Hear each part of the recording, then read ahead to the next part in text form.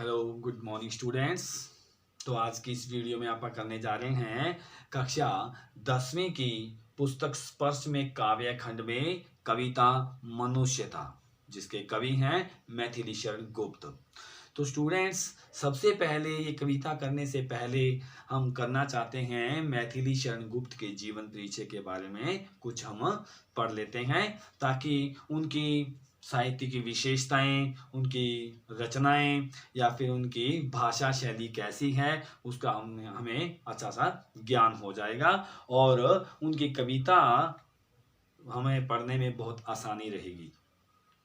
तो देखिए, 1886 में झांसी के करीब चिरंगांव में जन्मे मैथिली शरण गुप्त अपने जीवन काल में ही राष्ट्र कवि के रूप में विख्यात हुए हैं। राष्ट्र कवि वो होता है जिनकी कविताओं में देशभक्ति ही झलकती रहती है। देशभक्ति के बारे में जो ज्यादा कविताएं लिखते हैं वो राष्ट्र कवि ही होते हैं।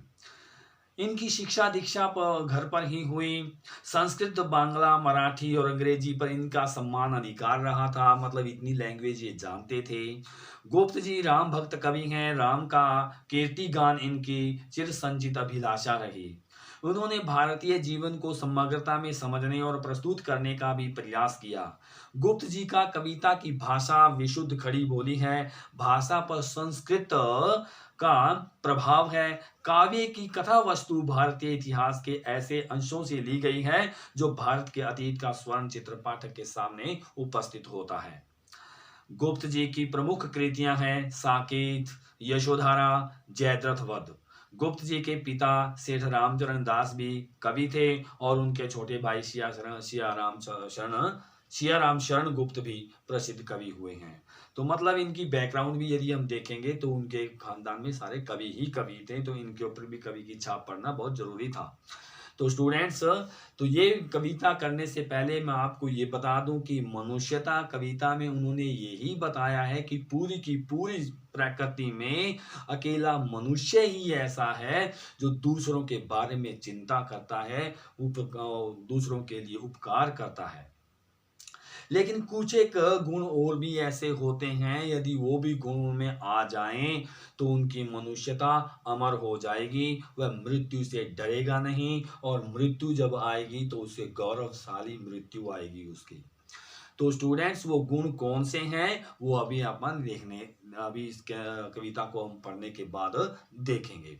तो स्टूडेंट्स, सबसे पहले इसका जो मैं आपको ये भी बता दूं कि ये जो कविता है इसके 8 पहरे हैं और मैंने इस वीडियो में सिर्फ 4 पहरे बना करके ही इसका भाग नंबर 1 बनाया है और भाग नंबर 2 नेक्स्ट वीडियो में अपन पढ़ेंगे। तो स्टूडेंट्स, सबसे पहले देखिए, पहले पहरे में कवि क्या कहना चाहते हैं। विचार लो की मरते हो न मृत्यु से डरो कभी, मरो परंतु यो मरो की याद जो करे सभी। कवि कहते हैं कि मनुष्य है, तुम विचार कर लो, ये समझ लो कि हम सभी मरणशील हैं। मृत्यु का मतलब होता है मरणशील। जिसने भी जन्म लिया है वो मरेगा ही मरेगा, उसे मरना ही पड़ेगा। न मृत्यु से डरो कभी, तो हमें मृत्यु से कभी भी, मौत से कभी भी डरना नहीं चाहिए। मरो परंतु यो मरो याद जो करे सभी, और हमें ऐसी मौत मरना चाहिए, हमें ऐसी मरना ही है तो हमें ऐसी मौत मरना चाहिए कि जो हम ऐसे कर्म कर जाएं कि जो पीछे वाले रह गए वो हमें याद करें, हमें भूले ना कभी भी। हुई न है यो सुमृत्यु तो वृथा मरे वृथा जिए। यानी कि ऐसी मृत्यु हमारे को कोई ऐसी यदि गौरवशाली मृत्यु, सुमृत्यु का मतलब होता है गौरवशाली मृत्यु, अच्छी मृत्यु, अच्छी मौत मरना। वो अच्छी मौत यदि हम नहीं मरे तो हमारा मरना भी क्या है, वृथा, बेकार है, और हमारा जीना भी बेकार है। मरा नहीं कि जो जिया ने आपके लिए, यानी कि जो हम मरें, यानी कि जो मरा नहीं कि जो जिया ने आपके लिए, यानी कि जो दूसरों के लिए वो नहीं जिया। यदि वो खुद मनुष्य अपने लिए ही जीता रहा तो उसका मरना भी बेकार है और उसका जीना भी बेकार है। वही पशु प्रवृत्ति है कि आप ही चरे, वही मनुष्य है कि जो मनुष्य के लिए मरे। यहाँ कवि कहते हैं कि ये तो पशु प्रवृत्ति, पशु प्रवृत्ति का मतलब होता है, ये तो पशुओं का स्वभाव है कि जब वो चारागाह में जाते हैं तो वो आप ही चर के आते हैं, आप ही अपना भोजन कराते हैं, वो दूसरों की किसी प्रकार की उनको चिंता नहीं है। वही मनुष्य है जो मनुष्य के लिए मरे, यानी कि कवि कहते हैं कि मनुष्य तो वही है जो दूसरे मनुष्यों के लिए उपकार करता हुआ मर जाए, दूसरों के कल्याण भलाई के लिए सोचता रहे, वही मनुष्य अमर है। दूसरे पहले में देखिए उसी उदार की कथा सरस्वती बखानती है, उसी उदार से धरा कृतार्थ भाव मानती है।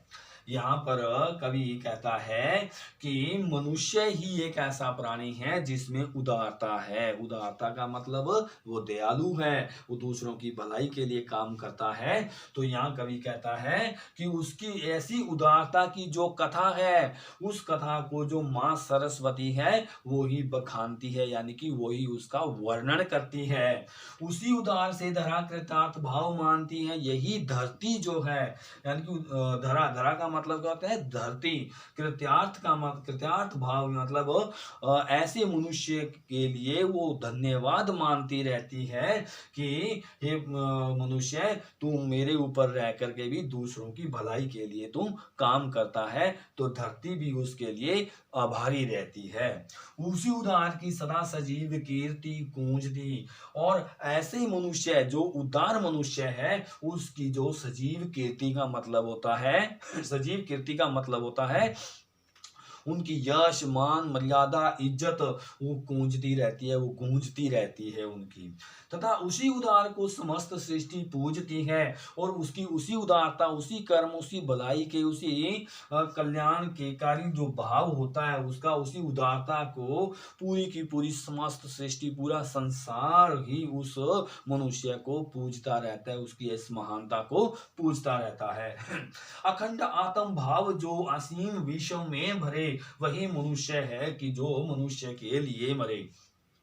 कवि यहाँ पर कहता है कि वही जो उदार मनुष्य ऐसा होता है कि असीम विश्व में, पूरे के पूरे विश्व में अपनी आत्मीयता, अपना भाव, अपना आत्म भाव, अपना प्यार, अपना प्रेम सारा का सारा उसमें भर देता है। और वही मनुष्य है जो मनुष्य के लिए मरता है, मनुष्य के लिए उपकार करता रहता है, वो मनुष्य क्या है, अमर हो जाता है। तीसरे नंबर पहरे में देखिए शुद्धार्थ का मतलब होता है भूख से व्याकुल, भूख से तड़पना। रंती देव ने दिया कर स्थल थाल भी।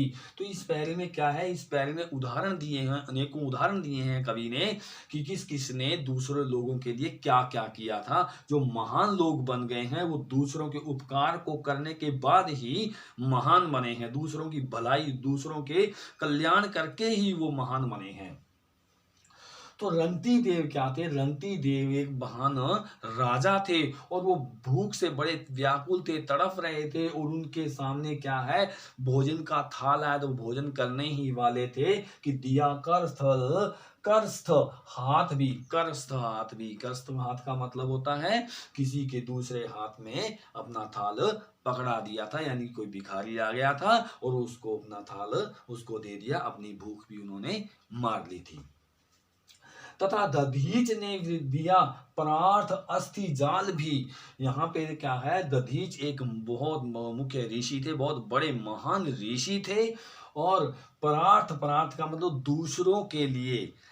अस्थि जाल का मतलब अपना पूरी की पूरी हड्डियां, पूरा स्केल्टन, पूरी की पूरी अस्थि जो पिंजर था वो सारा का सारा एक वृत्तासुर राक्षस था।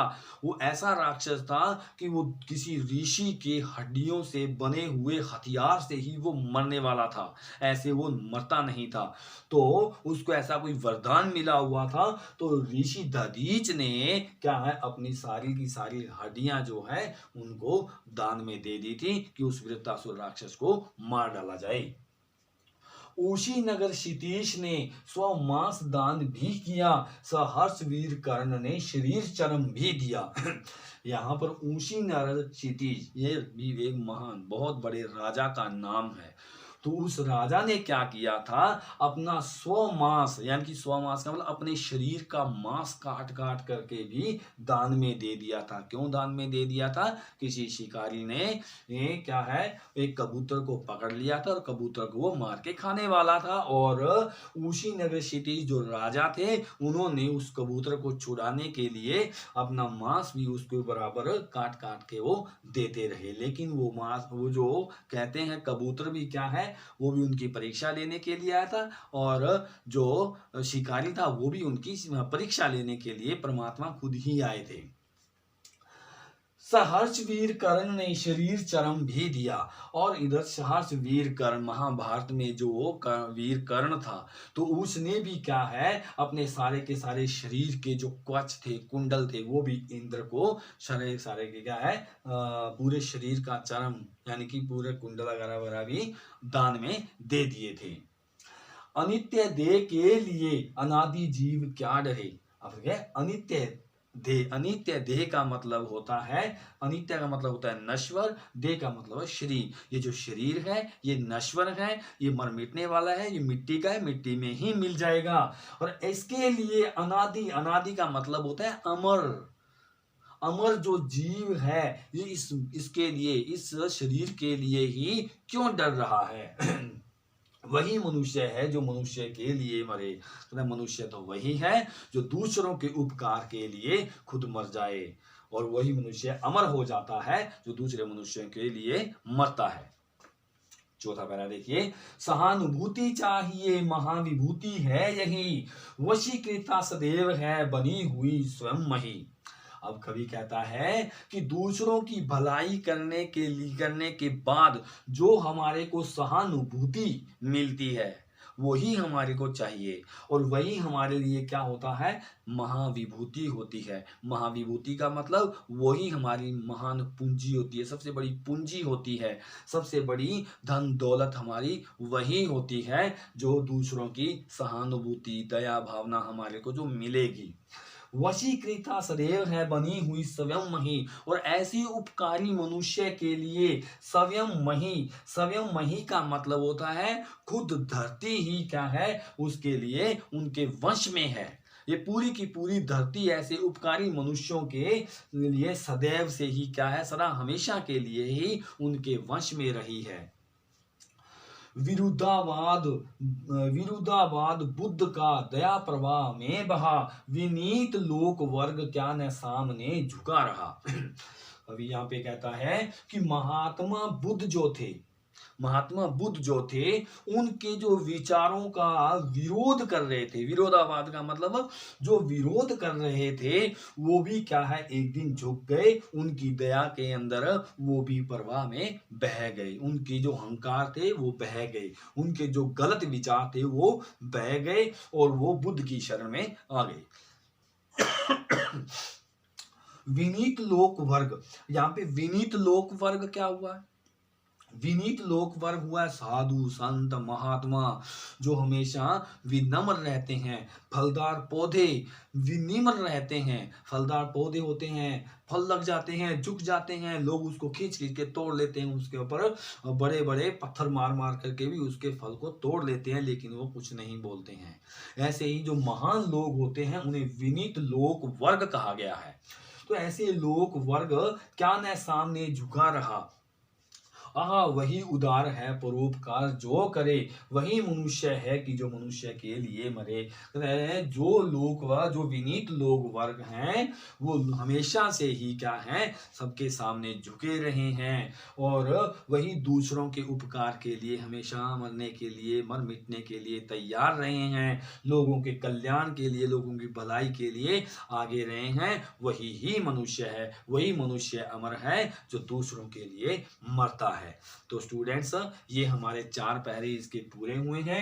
इन चारों पैरों के अंदर क्या है, शुद्ध खड़ी बोली का प्रयोग किया गया है, ये इसका काव्य सौंदर्य है। धन्यवाद।